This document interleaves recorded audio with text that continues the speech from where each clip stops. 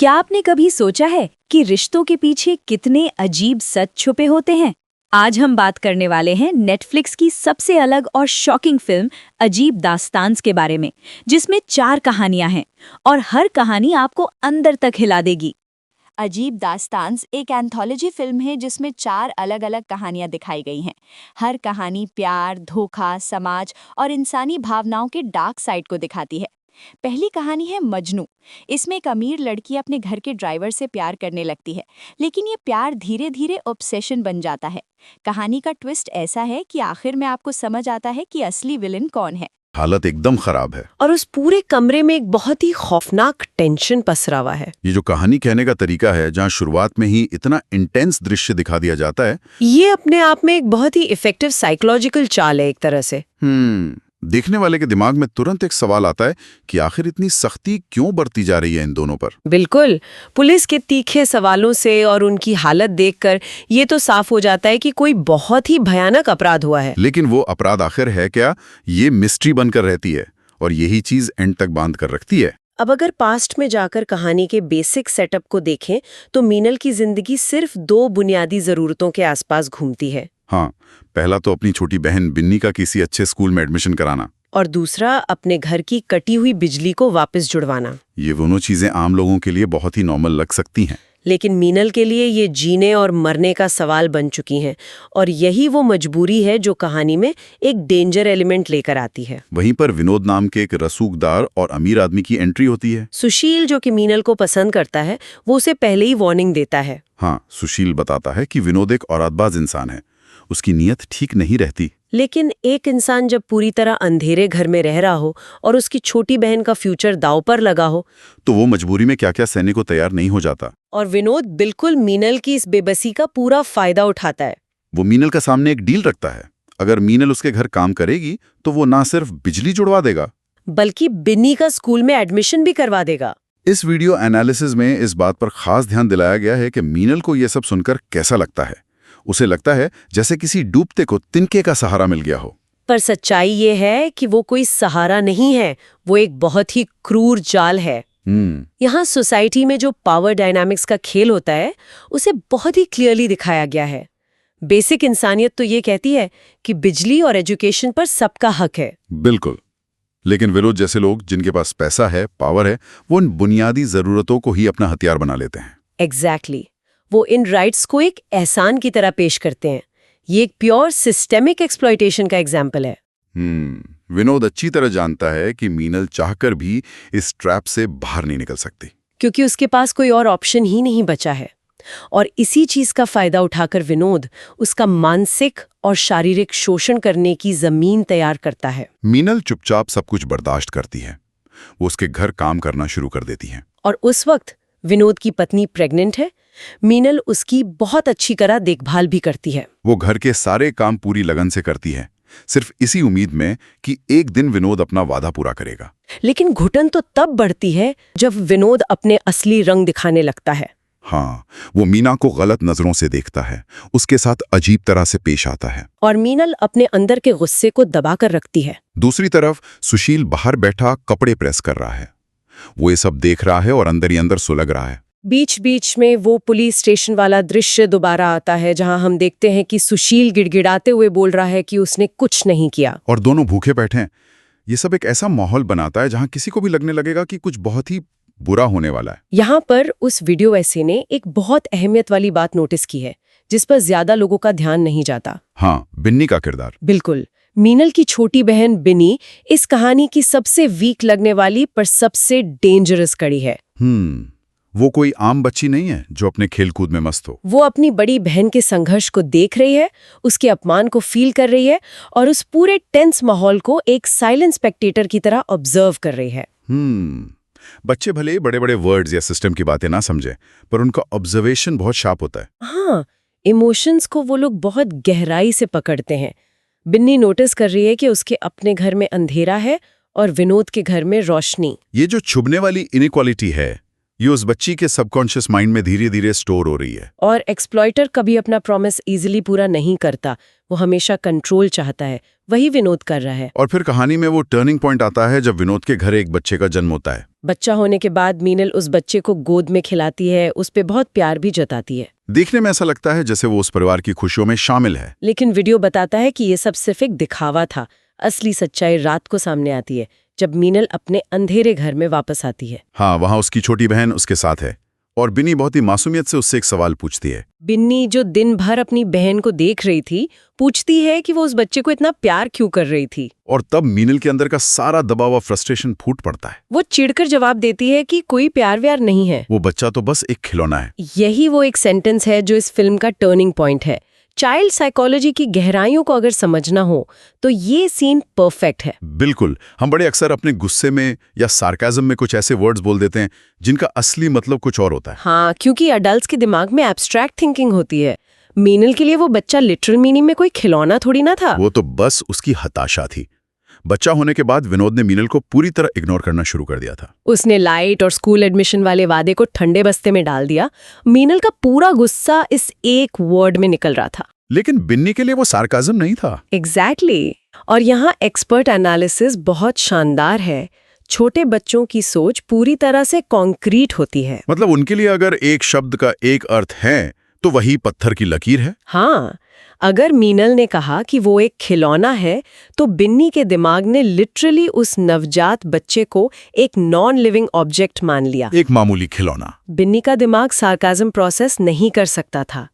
उसने एक simple logic बनाया कि मीनल दुखी है और विनोद प्रॉमिस पूरा नहीं कर रहा। और इस सब की वजह वो खिलौना है जिसने विनोद का पूरा ध्यान खींच लिया है। ये चाइल्ड साइकोलॉजी का एक बहुत ही डार्क लॉजिक था जो आकार ले रहा था। और यही लॉजिक इस कहानी को उसके सबसे खौफनाक अंजाम तक ले जाता है। कुछ समय बाद विनोद के घर उस बच्चे की नामकरण की पार्टी होती है। हाँ, एक बहुत बड़ी दावत।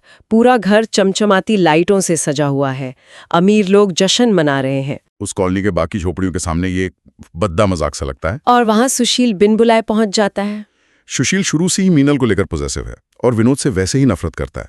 उस पार्टी में सुशील को कोई घास नहीं डालता। वो कंप्लीटली ह्यूमिलिएटेड फील करता है वहां। इसी फ्रस्ट्रेशन में सुशील वहां से एक महंगी शराब की बोतल चुराता है और बाहर चला जाता है। और वहां बाहर जाकर अपने उबलते हुए गुस्से में वो एक भारी पत्थर उठाता है और गली के बाहर लगे मेन ट्रांसफार्मर पर पूरी ताकत से मार देता है। और ये सिर्फ ट्रांसफार्मर तोड़ना नहीं था, ये एक तरह से सिंबल है। पावर और पैसा जो उन लोगों के पास था जिसने मीनल और सुशील को हमेशा अंधेरे में रखा, उस पर किया गया वार था ये। जब आप सिस्टम से या किसी पावरफुल इंसान से डायरेक्टली लड़ नहीं सकते तो आपका गुस्सा इसी तरह आसपास की चीजों पर निकलता है। बिल्कुल। सुशील ने ट्रांसफार्मर तोड़कर एक मैसेज दिया कि अगर हमारे यहाँ अंधेरा है तो तुम्हारी ये चमचमाती दुनिया भी रोशन नहीं रह सकती। लेकिन इस मोमेंट्री गुस्से का अंजाम क्या होने वाला था किसी ने सोचा भी नहीं होगा। जैसे ही ट्रांसफार्मर उड़ता है, हर तरफ एकदम घुप अंधेरा छा जाता है। उस आलीशान पार्टी में पैनिक फैल जाता है, लोग घबरा जाते हैं। और जब रोशनी वापस आती है या जनरेटर चालू होता है तो विनोद देखता है कि उसका बच्चा अपनी जगह पर नहीं है। और यहां से जो सस्पेंस बिल्ड होता है वो सीधे दिल में उतर जाता है। सब लोग पागलों की तरह उस बच्चे को ढूंढने लगते हैं। और फिर विनोद भागते हुए किचन में जाता है। वहां गैस स्टोव जल रहा है और उस पर एक प्रेशर कुकर रखा हुआ है। ये सुन के ही रोंगटे खड़े हो जाते हैं। उस बंद कुकर के किनारों से धीरे धीरे खून रिस रहा है। इस दृश्य की डार्क इंटेंसिटी को लफ्जों में समझाना मुश्किल है।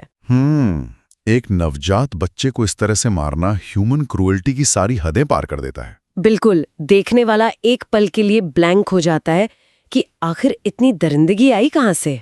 इसी सदमे के तुरंत बाद कहानी दोबारा उस प्रेजेंट टाइमलाइन में आती है, उस इंटरोगेशन रूम में। अब समझ में आता है कि वहां इतनी डार्क और टेंस वाइब क्यों थी और पुलिस इतनी बुरी तरह क्यों मारपीट रही थी। पुलिस को पूरा शक सुशील और मीनल पर ही था। और उनके पास सॉलिड रीजंस भी थे, क्योंकि सुशील ने ही ट्रांसफार्मर फोड़ा था और मीनल की विनोद से दुश्मनी हो चुकी थी। तो पुलिस उनसे जबरदस्ती जुर्म कबूल करवाने की कोशिश कर रही थी। लेकिन तभी इस वीडियो एनालिसिस और इस कहानी का सबसे बड़ा ट्विस्ट सामने आता है। एक ऐसी सच्चाई जो सबको हिलाकर रख देती है। मर्डर ना तो मीनल ने किया और ना ही सुशील ने। वो दरिंदगी किसी बड़े ने नहीं, बल्कि उस छोटी सी मासूम वाली बिन्नी ने की थी। जैसा कि हमने बच्चों की साइकोलॉजी के बारे में पहले बात की थी, पुलिस जब बिन्नी का स्कूल बैग चेक करती है तो उसमें ऐसे सबूत मिलते हैं जिससे क्लियर हो जाता है कि उस बच्ची ने ही उस बच्चे को गैस पर चढ़ाया था। यहाँ आकर उस एनालिसिस का वो पॉइंट पूरी तरह से ओपन होता है कि बच्चों के दिमाग में सब कुछ लिटरल होता है। बिन्नी को लगा कि वादा पूरा न होने की सारी वजह वही एक छोटा सा खिलौना है। उसने बच्चे को इंसान समझा ही नहीं, उसने सिर्फ एक प्रॉब्लम को हटा दिया। एक ऐसी प्रॉब्लम जिसकी वजह से उसकी बहन परेशान थी और उनका सिस्टम ठीक नहीं हो रहा था। उसने सोचा अगर ये खिलौना नहीं रहेगा तो विनोद अपना वादा निभाएगा। ये लॉजिकल डिस्कनेक्ट ही सबसे डरावना हिस्सा इस फिल्म का। इस पूरे विश्लेषण को समझने के बाद अगर हम देखें तो इस सोर्स मटेरियल से दो बहुत अहमियत रखने वाली बातें निकलकर सामने आती हैं। हाँ, सबसे पहली बात तो सोसाइटी के इस क्लास डिवाइड पर है। जब एक पावर वाला क्लास दूसरे क्लास को लगातार दबाता है, उन्हें उनकी बेसिक नीड्स के लिए तड़पाता है, तो अंदर ही अंदर एक नफरत का ज्वालामुखी बनने लगता है।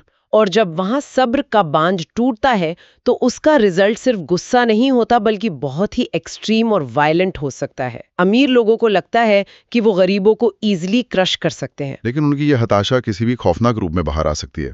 और दूसरी बहुत बड़ी सीख उन सभी लोगों के लिए है जो बच्चों के आसपास रहते हैं। बिल्कुल, हम उनके सामने क्या बोल रहे हैं, वर्ड्स का सिलेक्शन कैसे कर रहे हैं, ये बहुत ध्यान रखने वाली बात है। बच्चों का दिमाग कॉम्प्लेक्स इमोशंस या फ्रस्ट्रेशन वाले ताने नहीं समझ पाता।